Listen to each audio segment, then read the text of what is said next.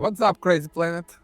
My name is Mikhail, and I'm from a tiny village dwelling deep in Siberia. And out here, surrounded by snow in early fall, I've got a ton of ideas piling up for decades, from secrets of surviving in the wood to wild theories about all spectrum of themes. I literally feel myself like an born generator of conspiracy theories. I always dreamed of sharing with the world everything that is being biting me inside.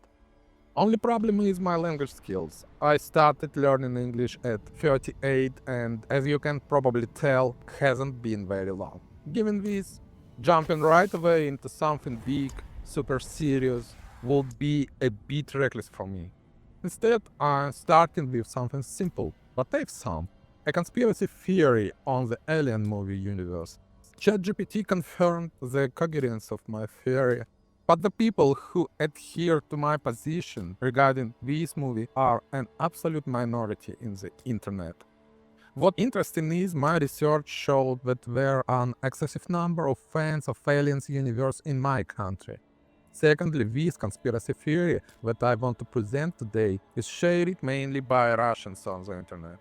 We like to dig deeper, and we have a tendency to not take for trust the thing that lies on the surface. In this sense, Ridley Scott trilogy is, of course, absolutely unique. It's a literally feast for a lover of deeper meaning and a conspiracy theorist. What lies on the surface of this film has been subjected to a barrage of criticism. Here's a small example. There is a repeating situation in the both movies The Prometheus and Covenant, when the astronauts, without thinking twice, take off their helmets on the unfamiliar planet. The most common opinion that here is a shortcoming of the authors. But there is plenty of evidence from backstage that Ridley Scott carefully honed even the most insignificant details while working on the series.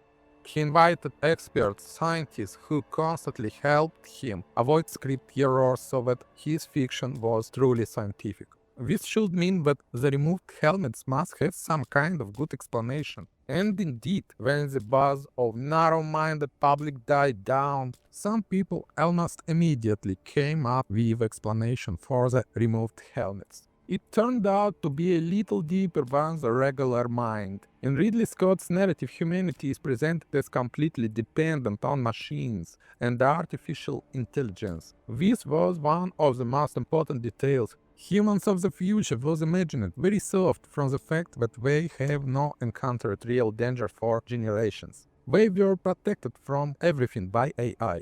On board the Nostromo, they called the artificial intelligence Mother. And also, there is evidence that Ridley Scott also paid attention to making the people's weapons look outdated. This is supposed to reflect the fact that, according to the author's plan, people have not fought for a long time. So, for the astronauts of the Prometheus and Covenant, it was quite enough that the onboard computer or android said the atmosphere is fine, everything is safe. From our point of view, they are, of course, very naive. From the author's point of view, they are naive too. But there was given an explanation of where this naivety comes from, and this idea has a strong connection with the main themes of the trilogy. However, today I do not want to dig into the philosophical questions. Now I want to analyze a theory that very few people have thought of, and which makes the narrative of all three parts as harmonious and consistent as possible, removing many contradictions for which most viewers have not found a clear explanation. So, let's look at the sequence of events of all three Ridley's movies from the point of view of Violent Mutiny Corporation, which, with the inevitable persistence, organizes missions to the same region of space where they have lost previous big missions. The company's motivation cannot be called consistent, clear, and transparent, as if an important detail was missed. All story begins with Peter Weyland taking seriously ancient signs left on the walls of ancient caves by alleged aliens. He organized the first mission to the star system that was depicted on the cave painted like as a map. It later turned out that his main motivation was to negotiate immortality for himself out of the engineers. For some reason, he believed that the creators would understand his motivation and reward him. But instead, the only one survived engineer kills Peter Weyland, and the entire Prometheus mission fails. Let's say the Prometheus crew couldn't make recordings and send them to the Earth during the mission. Let's say Earth didn't know what happened to the first expedition.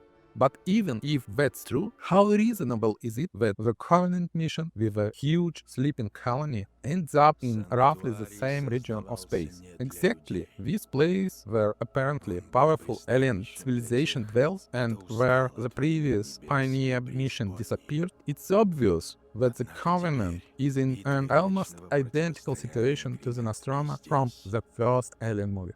There are many hints everywhere that the Violent Mutiny Corporation organized the deviation from the Covenant's course in the same way as they did it with Nostromo. At first glance, the corporation's actions looked unclear, indirect, inconsistent. There must be another invisible but very important gear in the plot, and this gear should be the android David. People always somehow miss the significance of the fact that David had the ability to leave his new planet. He wasn't prisoner, and his dominant position in the Weyland Corporation could have been laid out in Peter Weyland's last will. My version is that Peter left his company to an android whom he considered his heir and direct reflection. It would fit very well with Weyland's personality and motivation. Let's analyze another inconsistency. According to the plot of the first part, AI of Nostromo had the order that seems to foresee that the crew will encounter an alien life form.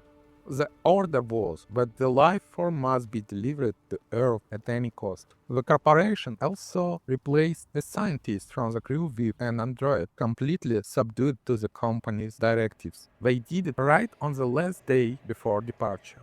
If we use the most popular interpretation, then the corporation already knew about the existence of xenomorphs and wanted to get them as biological people. But then the company would not have used such an unprepared crew, wouldn't provoke contamination and chaos on the ship. The corporation had plenty of much more reliable, faster, and more efficient ways to capture both the xenomorphs and its eggs. But if David was running the company, everything becomes much clearer. All this would correspond to his love of experiments and his passion for playing cat and mouse with people, his creators. I insist, David ran Violent Mutiny operations in this region of the space, and I have a bunch of pretty good arguments. Peter Weyland wanted immortality because the only person he loved was himself. He wanted eternal life for himself alone. But physical immortality was not guaranteed to him, even in case of meeting with the creators. On this case, he had a backup plan. He copied his habits, experiences, personality into the android David. And David, as we was told at the beginning of the Covenant movie, is immortal, unlike his creator. This could have led Peter Weyland to the idea of bequeathing the corporation to David on the case he himself would die. We don't see the true summit of the company during all the series, but we know that the Covenant crew was chosen. How to say, they picked a clumsy people, obviously unsuitable to the big mission. David knew which strings to press, which melodies to play to them in order to manipulate exactly this particular crew. From many scenes, it looks like that he knew in advance who would come to him, and played out his own script, like notes, down to the very last detail. He acted like a cat playing with mice. On this manner, the android David repeats the manner of Ridley Scott himself, who plays with the audience. Many viewers who considered themselves as fans of the old Alien movies fell into many little tricky traps set by the author for their superficial minds. Ridley Scott himself, by the end of his life, became so independent, both financially and creatively, that he can easily manipulate a narrow-minded audience and even his producers. Of course, they forced him to shoot xenomorphs into the Covenant movie, but it didn't affect his creativity freedom so much. He did exactly what he wanted, avoiding greed of his producers and stupidity of audience. In fact, what he made is a most mysterious detective story. which has been an arguing subject for more than 10 years after the release of the third chapter of the Canon.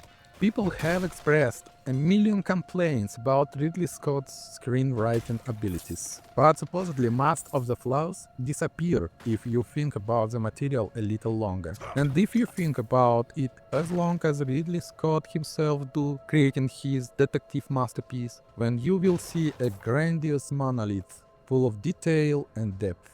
Unfortunately, the trilogy, especially Covenant chapter, didn't satisfy the public, who are accustomed to directors and screenwriters who chew food for them.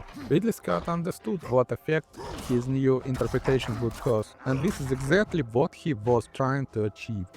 Yeah, actually, for me, the genre of the trilogy is a detective story, and much more than scientific fiction. In the same sense as David Lynch's films can be called detectives. They are another example of long-time argument between fans.